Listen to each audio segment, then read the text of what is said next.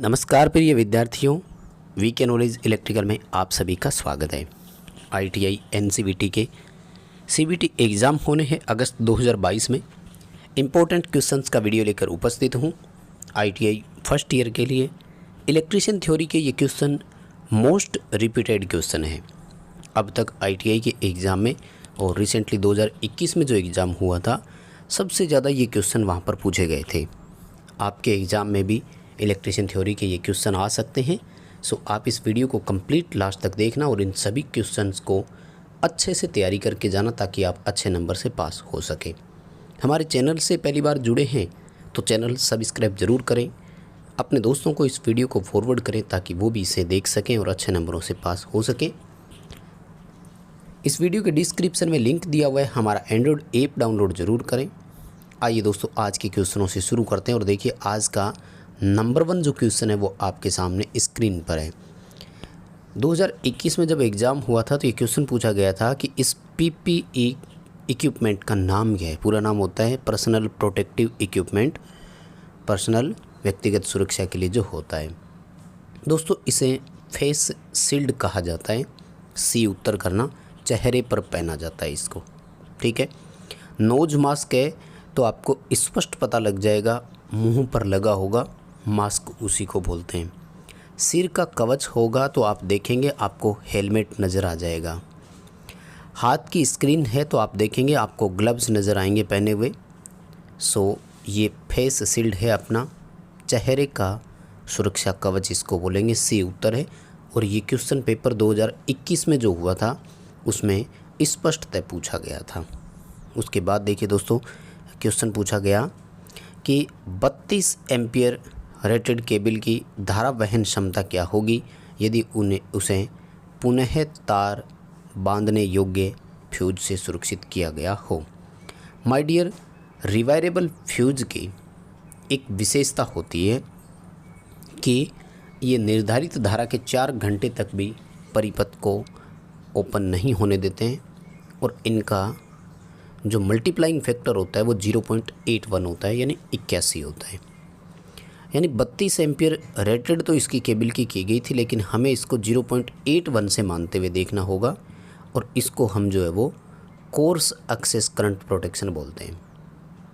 एक होता है क्लोज एक्सेस करंट प्रोटेक्शन।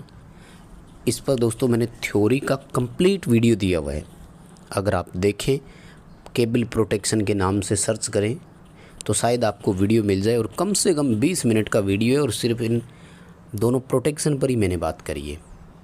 तो क्लोज एक्सेस वाले का 1.23 होता है गुणांक।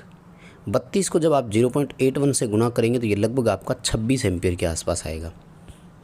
कैलकुलेशन करना, मिलान करके उत्तर कमेंट करके मुझे बताना कि इस दूसरे क्वेश्चन का आंसर इतना ही आ रहा है क्या। क्वेश्चन काफ़ी अच्छा है, इसे ध्यान से पढ़कर जाना। प्रतियोगी परीक्षाओं में भी इस तरह के क्वेश्चन देखने को मिल सकते हैं। आप अगर कंपटीशन एग्ज़ाम की तैयारी करें तो भी इसे देख सकते हैं। आगे देखो, अंडरग्राउंड केबल है, उसमें एक्स से इंगित किए गए भाग का नाम पूछा है। दोस्तों फर्स्ट ऑफ ऑल आपको दिखा दूं कि ये केबल डबल आर्मर्ड केबल है। गुरुजी पहचान कैसे हुई, ये देखो, ये दोनों चीज़ें जो आप देख रहे हो जिन पर मैंने एरो मार्क लगाया है, ये दोनों आप देख पा रहे होंगे, ये आर्मर्ड है। देखो सबसे पहले ये जो पतला पोर्शन आपको डार्क दिखाई दे रहा है ना, ये कहलाती है कोर। उसके बाद में ये जो लाइन्स आपको दिखाई दे रही है ना हल्की हल्की, ये है इंसुलेशन। क्योंकि वास्तव में जो केबलें चलती है, जैसे मैं आपको डबल टैपिंग वाले की बात करूं तो इस केबल का फिर पूरा नाम होता है पिल्क डट्टा, जिसे हम बोलते हैं paper insulated lead covered double taped armoured cable. सबसे पहले कोर हो गई, ये एल्युमिनियम की हो या कॉपर की। उसके बाद में इसके ऊपर इंसुलेशन है और नंबर 3 पोर्शन जिसको एक्स से इंडिकेट किया गया माय डियर, वो लेड कवर है, यानी शीशे की कवचिंग है। डी उत्तर सही करना है, लेड की सीट है वो। और मैं आपको बता दूं, इसमें अगर आपसे सर्विंग पूछे तो सर्विंग फाइनल आवरण होता है, जिसको कि इसने दिखाया नहीं है, इसको आर्मर्ड ही मानना है आपको। बेडिंग ये पोर्शन होता है जो आर्मर्ड लेड सीट के बीच में होता है, और आर्मरिंग ये है ही दोनों जो इसमें दिखाई दे रही है। खैर फिलहाल के लिए आपको इसका डी उत्तर मानना है, लेड सीथ जो है इसका सही उत्तर करना है। आगे देखिए, एक माइक्रोमीटर वाला आ रहा है जिसमें पूछा गया है कि माइक्रोमीटर की रीडिंग क्या है।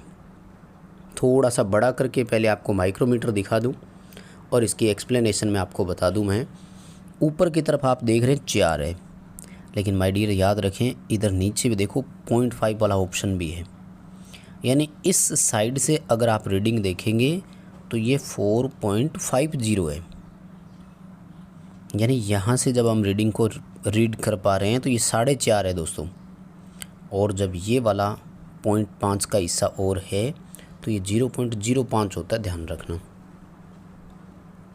क्या है रीडिंग, दोबारा बोलूँ मैं आपको, 4.50 यहाँ से सीधे रीड कर पा रहे हैं, उसके बाद में हम यहाँ से रीड कर पा रहे हैं वो कितनी है 0.05। दोनों को जोड़ेंगे तो 4.55 दोस्तों इसकी रीडिंग आएगी। सी उत्तर आपको सही करना है। अगला सवाल देखिए, ये सिंपल क्वेश्चन है और फर्स्ट ईयर में इस तरह के क्वेश्चन ज़रूर आएंगे। 100 वाट 250 वोल्ट रेटिंग वाले लैंप का प्रतिरोध ज्ञात कीजिए। गर्म या ठंडे प्रतिरोध का कोई ज़्यादा फर्क नहीं है, आप एक ही उत्तर निकालना, क्योंकि हम जो कैलकुलेशन से हमेशा निकालते आए हैं वो गर्म प्रतिरोधी कहलाता है। R बराबर V² P का फॉर्मूला आपको अप्लाई करना है यहाँ पर। इस फॉर्मूले को जब आप लगाएंगे तो आपका आंसर आएगा V² P से 625 ओम। 250 × 250, उसमें 100 का आप भाग देंगे तो 25 × 25 यानी 625 ओम आपका यहाँ उत्तर हो जाएगा। डी ऑप्शन के साथ जाना है। आगे जो क्वेश्चन पूछ रहा है अपन से वो कह रहा है कि कौन सा नियम कहता है कि किसी भी बंद परिपथ में आरोपित वोल्टेज ड्रॉप के योग के बराबर होता है। तो दोस्तों इसे अपन KVL बोलते हैं, किरचॉफ वोल्टेज नियम। और वोल्टेज नियम को सेकंड नियम भी कहा जाता है, यानी ये किरचॉफ का दूसरा नियम है। KCL किरचॉफ का प्रथम नियम धारा नियम कहलाता है और ये कहता है कि जंक्शन पर धाराओं का बीजगणितीय योग शून्य होता है, या फिर आने वाली धाराओं का बीजगणितीय योग जंक्शन से दूर जाने वाली धाराओं के बीजगणितीय योग के बराबर होता है। काफ़ी अच्छे क्वेश्चन है, कंपटीशन एग्जाम की दृष्टि से भी ठीक है। एक व्हीटस्टोन ब्रिज अपन को दिखाया गया है जिसमें प्रतिरोध का मान पूछ रहा है। ये प्रतिरोध देखो 500 दिया हुआ है, ये प्रतिरोध 300 दिया हुआ है, ये प्रतिरोध 15 ओम दिया हुआ है और यहाँ मान पूछा है। दोस्तों याद रखें PQRS का फॉर्मूला अपन हमेशा लगाते आए हैं, लेकिन इसमें एक चीज़ देखने वाली होती है कि अगर आप इन दोनों भुजाओं का अनुपात करते हैं तो आपको इन दोनों भुजाओं का अनुपात करना होगा। P यहाँ लिखा हुआ है, Q यहाँ लिखा हुआ है, तो P/Q आएगा।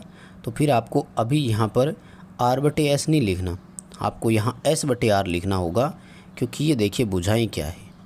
या फिर दूसरा तरीका होता है कि इन दोनों का अनुपात इन दोनों के अनुपात के बराबर कर दो, यानी P/S कर दो और Q/R कर दो, तो आपका उत्तर आ सकता है। तो हमें अभी फ़िलहाल के लिए यही फॉर्मूला अपनाना है कि P/Q बराबर S/R। मान रखेंगे, कैलकुलेशन करेंगे तो दोस्तों उत्तर आपका 9 ओम रेजिस्टेंस आएगा। आप एक बार कैलकुलेशन कर लेना, मिलान ज़रूर करना और कमेंट करके मुझे ज़रूर बताना आपका भी उत्तर इतना ही आया क्या।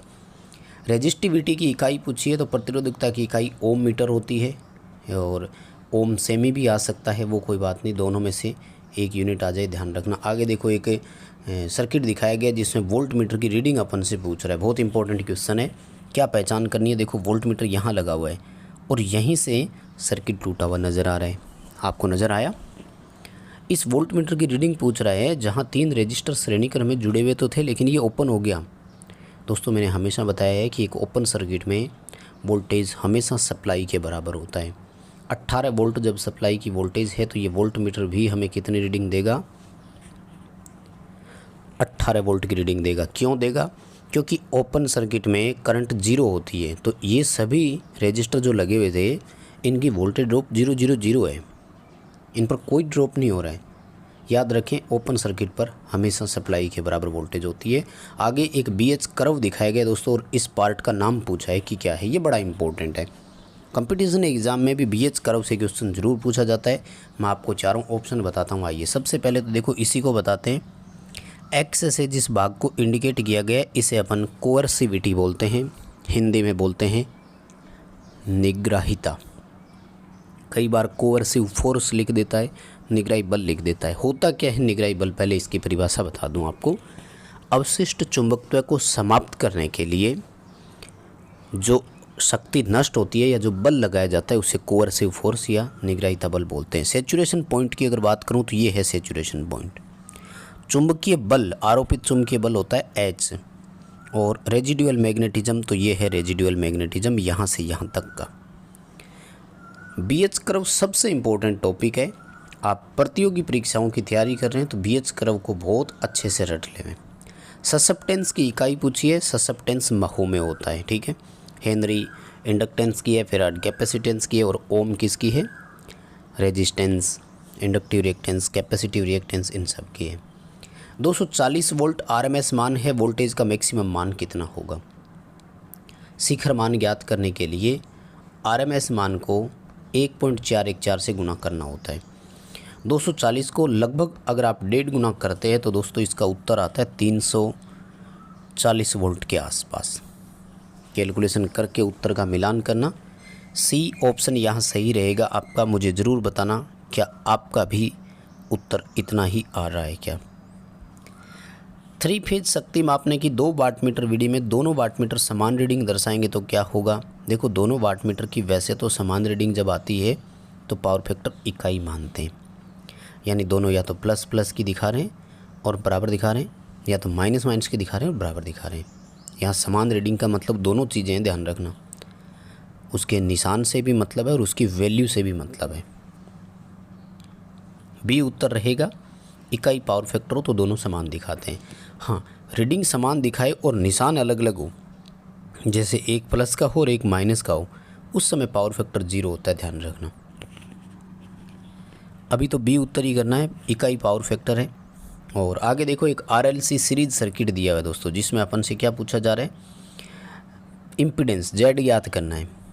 और सीरीज सर्किट में Z ज्ञात करने के लिए क्या फॉर्मूला है, R² XL - XC और इन दोनों की होल स्क्वायर और फिर पूरे पर अंडर रूट लगाना है।